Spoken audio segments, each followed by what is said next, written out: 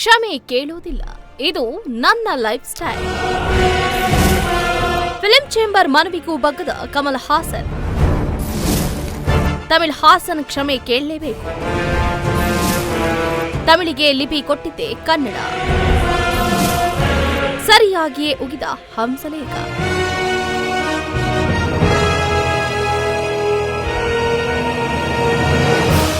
ಕನ್ನಡ ಭಾಷೆ ಕುರಿತು ವಿವಾದಾತ್ಮಕವಾಗಿ ಮಾತನಾಡಿದ ತಮಿಳು ನಟ ಕಮಲ್ ಹಾಸನ್ ವಿರುದ್ಧ ಕನ್ನಡಿಗರ ಆಕ್ರೋಶ ಮುಂದುವರೆದಿದೆ. ದಿನದಿಂದ ದಿನಕ್ಕೆ ಕನ್ನಡಿಗರು ಭುಗಿಲೇಳ್ತಾ ಇದ್ದು, ಫಿಲ್ಮ್ ಚೇಂಬರ್ ಕೂಡ ಕ್ಷಮೆ ಕೇಳುವಂತೆ ಕಮಲ್ ಹಾಸನ್ಗೆ ಗಡುವನ್ನ ಕೊಟ್ಟಿದೆ.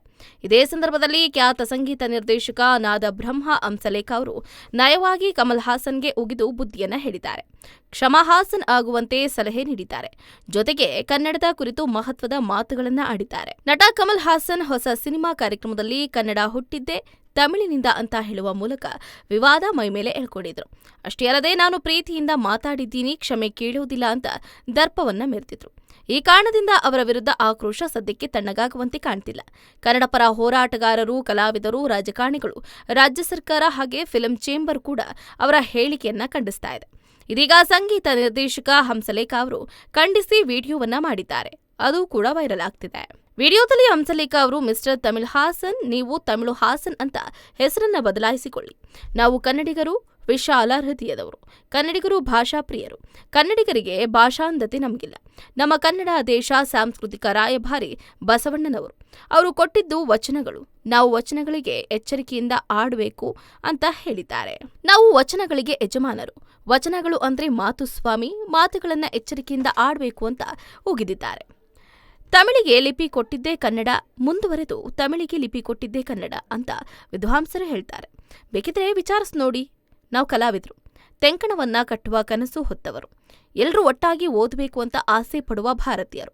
ಆದ್ದರಿಂದ ನೀವು ಕ್ಷಮೆ ಕೇಳಿ. ಕ್ಷಮೆ ಕೇಳುವುದು ತಪ್ಪಲ್ಲ. ಕೇಳಿದ್ರೆ ನೀವು ಕ್ಷಮಾ ಹಾಸನ್ ಆಗ್ತೀರಿ, ಇಲ್ಲದೇ ಇದ್ರೆ ನೀವು ತಮಿಳ್ ಹಾಸನ್ ಆಗ್ತೀರಿ ಅಂತ ತಿಳಿಯನ್ನ ಹೇಳಿದ್ದಾರೆ. ಹೌದಲ್ವಾ? ಮೊನ್ನೆಯಷ್ಟೇ ಕನ್ನಡದ ಹಿರಿಯ ನಟ ಶ್ರೀನಾಥ್ ಅವರು ಪ್ರತಿಕ್ರಿಯೆ ಕೊಟ್ಟರು. ಕನ್ನಡ ಎಲ್ಲಿಂದ ಹುಟ್ಟಬೇಕೋ ಅಲ್ಲಿಂದ ಹುಟ್ಟಿದೆ. ಕನ್ನಡಿಗರು ಬೇರೆಯವರಿಂದ ಕನ್ನಡದ ಬಗ್ಗೆ ತಿಳಿದುಕೊಳ್ಬೇಕಾಗಿಲ್ಲ. ನಾನು ಅಂತ ಹೇಳಬಾರ್ದು, ನಾವು ಅನ್ಬೇಕು ಅಂತ ಕಮಲ್ ಹಾಸನ್ಗೆ ತಿರುಗೇಟನ್ನ ಕೊಟ್ಟಿದ್ದಾರೆ.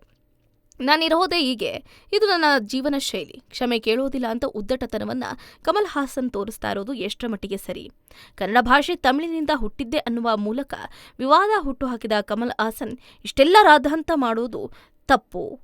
ತತ್ಕ್ಷಣವೇ ಕ್ಷಮೆ ಕೇಳುವ ಯೋಚನೆ ಮಾಡಬೇಕು. ಅವರು ಕ್ಷಮೆ ಕೇಳುವ ಬಗ್ಗೆ ಪ್ರತಿಕ್ರಿಯಿಸಿ ಉದ್ದಟತನವನ್ನ ಮೆರೆದಿದ್ದಾರೆ.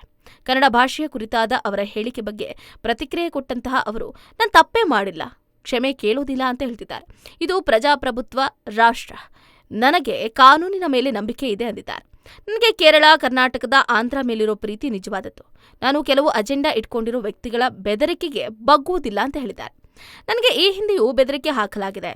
ನಾನು ತಪ್ಪಾಗಿದ್ರೆ ನಾನು ಕ್ಷಮೆ ಯಾಚಿಸ್ತೀನಿ. ನನ್ನ ತಪ್ಪು ಏನೂ ಇಲ್ಲದೆ ಇದ್ದಾಗ ಸಾರಿ ಕೇಳೋದಿಲ್ಲ. ಇದೇ ನನ್ನ ಜೀವನ ಶೈಲಿ ಅಂತ ಕಮಲ್ ಹಾಸನ್ ಹೇಳಿದ್ದಾರೆ. ಫಿಲ್ಮ್ ಚೇಂಬರ್ ಮನವಿಗೂ ಸ್ಪಂದಿಸಿದ ಕಮಲ್ ಹಾಸನ್ ಮತ್ತೆ ಉದ್ದಟತನದಿಂದಲೇ ಮಾತಾಡಿದ್ದಾರೆ. ಪ್ರದರ್ಶನ ನಿರ್ಬಂಧ ಹೇರುವುದಕ್ಕೆ ಸೂಚಿಸಿದ್ದ ಸರ್ಕಾರದ ಲೆಟರ್ಗೂ ನಟ ಡೋಂಟ್ ಕೇರ್ ಅಂದಿದ್ದು, ಕಾನೂನಿನ ಮೇಲೆ ನಂಬಿಕೆ ಇದೆ ಅಂದಿದ್ದಾರೆ.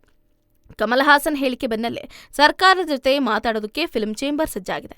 ಈಗಾಗಲೇ ಸಚಿವ ಶಿವರಾಜ್ ತಂಗಡಗಿ ಪತ್ರ ಬರೆದು ಸಿನಿಮಾ ರಿಲೀಸ್ ಮಾಡಬೇಡಿ ಎಂದಿದ್ದಾರೆ. ಫಿಲ್ಮ್ ಚೇಂಬರ್ ಕಡೆಯಿಂದ ಕಮಲ್ ಹಾಸನ್ಗೆ ಪತ್ರ ಬರೆದಿದ್ವಿ. ನಾವು ಕಮಲ್ ಹಾಸನ್ ಉತ್ತರಕ್ಕಾಗಿ ನಾವು ಕಾಯ್ತಾ ಇದ್ದೀವಿ ಅಂತ ಫಿಲ್ಮ್ ಚೇಂಬರ್ ಕಾರ್ಯದರ್ಶಿ ಪ್ರವೀಣ್ ಕುಮಾರ್ ಹೇಳಿದ್ದಾರೆ. ಕನ್ನಡಿಗರ ಸ್ವಾಭಿಮಾನಕ್ಕೆ ಧಕ್ಕೆ ಆಗದ ರೀತಿ ನಾವು ನೋಡ್ಕೋತೀವಿ. ಕನ್ನಡ ಪರ ಹೋರಾಟಗಾರ ಜೊತೆ ಚೇಂಬರ್ ಇರುತ್ತೆ. ತಗ್ ಲೈಫ್ ರಿಲೀಸ್ ಮಾಡದಂತೆ ಪ್ರದರ್ಶಕರು, ವಿತರಕರಿಗೆ ಸೂಚನೆಯನ್ನು ಕೊಡ್ತೀವಿ. ಈ ವಿಚಾರವಾಗಿ ನಾವು ಸರ್ಕಾರದ ಜೊತೆ ಚರ್ಚೆ ಮಾಡಿ ಸರ್ಕಾರದ ಮಧ್ಯಸ್ಥಿಕೆಯಲ್ಲೇ ನಾವು ಎಲ್ಲಾ ತೀರ್ಮಾನ ಮಾಡ್ತೀವಿ ಅಂತ ಹೇಳಿಕೆಯನ್ನು ಕೊಟ್ಟಿದ್ದಾರೆ. ಹೆಚ್ಚಿನ ಸುದ್ದಿಗಳಿಗಾಗಿ ನಮ್ಮ ಚಾನೆಲ್ನ ಸಬ್ಸ್ಕ್ರೈಬ್ ಮಾಡಿ,